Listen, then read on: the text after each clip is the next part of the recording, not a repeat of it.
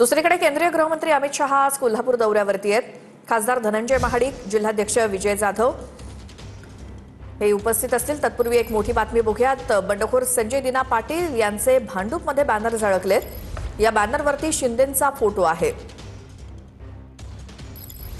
संजय दिना पाटील यांचे बॅनर सध्या भांडूपमध्ये झळकतायत आणि या बॅनरवरती श्रीकांत शिंदे, एकनाथ शिंदे यांचे फोटो झळकतायत।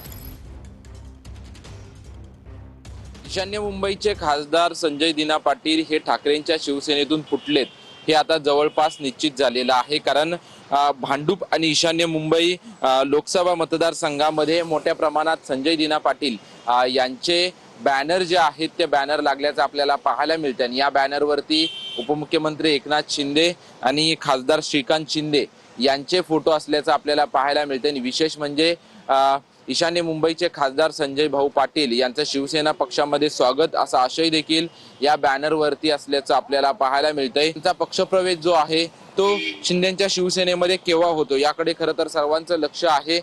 कारण शिवसेना पक्षामध्ये हार्दिक स्वागत अशा आशयाचे बॅनर जे आहेत ते संजय दिना पाटील यांचे लावण्यात आलेले आहेत। काल उद्धव ठाकरे यांनी सोडून गेलेल्या सर्वच खासदारांवरती टीका केली। मात्र संपूर्ण मुंबई परिसरामध्ये ईशान्य मुंबईमध्ये संजय दिना पाटील यांचे बॅनर, स्वागताचे बॅनर आणि पक्षप्रवेशाचे बॅनर लागल्याचं चित्र आपल्याला पाहायला मिळतंय। कॅमेरामॅन गणेश राहटेसह निवृत्ती बाबर, TV9 मराठी।